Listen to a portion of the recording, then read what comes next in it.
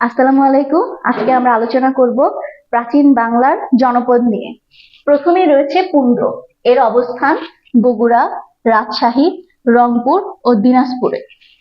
জড়িত নদীর মধ্যে রয়েছে করতোয়া। এর রাজধানী ছিল পুন্ডবর্ধন এবং পুন্ডনগর। মৌর্য সম্রাট অশোক এর নামকরণ করেন। এর বিশেষত হচ্ছে বাংলার সবচেয়ে প্রাচীন জনপদ পুন্ডনগর।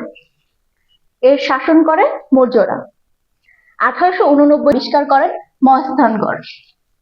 এর নিদর্শন হচ্ছে শাহ সুলতান বকলির মাজার এবং গোবিন্দ ভিটা। এবার আমাদের দ্বিতীয়টা হচ্ছে বঙ্গ। এর অবস্থান বৃহত্তর ঢাকা, ময়মনসিংহ, ফরিদপুর এবং বরিশাল অঞ্চলে। বাংলাদেশের সবচেয়ে বৃহত্তর জনপদ বঙ্গ। তৃতীয় নম্বরে রয়েছে সমতল। এর অবস্থান বৃহত্তর কুমিল্লা এবং নোয়াখালী। এটা মনে রাখার সহজ একটা টেকনিক হচ্ছে কু নো। কুতে কুমিল্লা, নোতে নোয়াখালী। এর রাজধানী ছিল বড় কামতা, যার পূর্ব নাম ছিল রোহিতগিরি। সপ্তম শতকে এ জনপদ ভ্রমণ করেন হিউয়েন সাং।